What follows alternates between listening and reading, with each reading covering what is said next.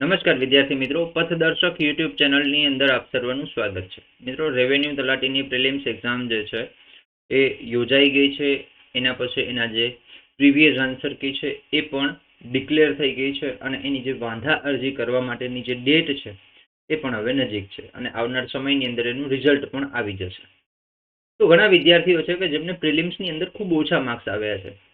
ઓછા માર્ક્સ એને કહી શકાય કે 100 થી નીચે છે એ ઓછા માર્ક્સ એને કહી શકાય, કારણ કે પેપરનું લેવલ અને વિદ્યાર્થીઓના રિવ્યુને ધ્યાનમાં રાખીને એવું કહી શકાય કે મેરિટ જે છે એ 100+ જઈ શકે છે. એક એવો આપણો અંદાજ છે. તો હવે વિદ્યાર્થીઓ જે એવા વિદ્યાર્થીઓ છે કે જેમને 100 થી નીચે માર્ક્સ આવેલા છે, તો હવે એમને આગળ શું કરવું? માર્ક્સ નથી થતા, બરાબર. બીજું કે 40% ક્રાઇટેરિયા જે છે એ આનો પ્રિલિમ્સ એક્ઝામનો ક્રાઇટેરિયા 40% ફરજિયાત ગુણ છે.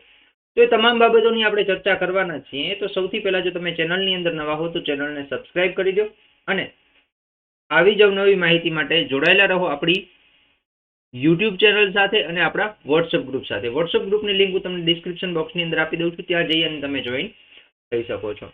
તો સૌથી પહેલા વાત કરીએ કે ભાઈ જે પ્રિલિમ્સ એક્ઝામ છે એમાં કેટલા વિદ્યાર્થીઓ જે છે એમને મુખ્ય પરીક્ષા માટે બોલાવવામાં આવશે. તો જો 40% જે છે એ ક્રાઇટેરિયા રાખવામાં આવે છે, ક્વોલિફિકેશન સ્ટાન્ડર્ડ રાખવામાં, એટલે કે 40% ગુણ તો તમારા ફરજિયાત હોવા જ જોઈએ, જેને તમે લઘુત્તમ લાયકી ધોરણ કહી શકો, બરાબર.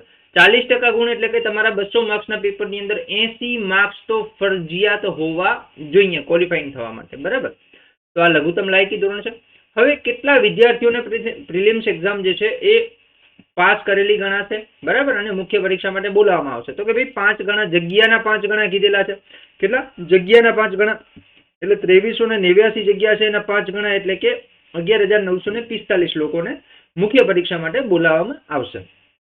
તો હવે જે વિદ્યાર્થીઓને આની અંદર માર્ક્સ નથી થતા તો એમને હવે શું કરવું? તો મિત્રો, આવનાર સમયની અંદર પંચાયત સેવા પસંદગી મંડળ બોર્ડની અંદર પંચાયત તલાટી એટલે કે પંચાયત સેક્રેટરી અને પંચાયત ક્લર્કની ભરતી આવવાની છે, બરાબર.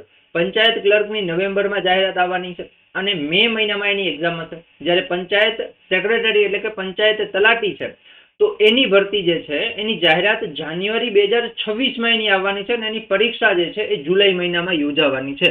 આવું જે પંચાયત સેવા પસંદગી મંડળ બોર્ડનું જે ભરતી કેલેન્ડર હતું એના મુજબ જે માહિતી હતી એ મુજબ આ જે છે પરીક્ષાઓ મે અને જુલાઈની અંદર યોજાઈ શકે છે. મિત્રો, પંચાયત સેવાની જે ભરતી છે, પંચાયત સેવા પસંદગી મંડળની જે ભરતીઓ છે, આ બંને ભરતીઓ એ સિંગલ ફેઝ ભરતી છે, એટલે કે એક જ પરીક્ષા પાસ કરો તમે અને સીધી નિમણૂક, બરાબર. જ્યારે રેવન્યુ તલાટીની અંદર 2 પરીક્ષા પાસ કરવાની. પહેલી પરીક્ષા પ્રિલિમ્સ એક્ઝામ 200 માર્ક્સની, પછી બીજી એક્ઝામ જે છે એ તમારી મુખ્ય પરીક્ષા વર્ણનાત્મક, બરાબર. જો આટલી મહેનત તમે પંચાયત સેવા પસંદગી મંડળ બોર્ડની પરીક્ષા ભરતીની અંદર કરો છો તો તમે પાસ થવાના તમારા ચાન્સીસ વધી જાય છે.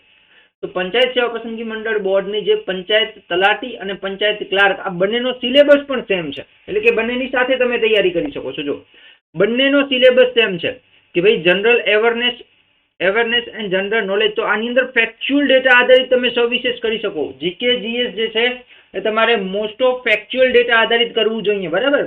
70 ગુણનું છે, ઓકે. અને આના માટે હું તમને સજેસ્ટ કરીશ કે જે યુવા ઉપનિષદની નવી બુક છે જનરલ નોલેજ, એ તમે સજેસ્ટ કરી શકો છો, એ વાંચી શકો છો, રેફર કરી શકો છો.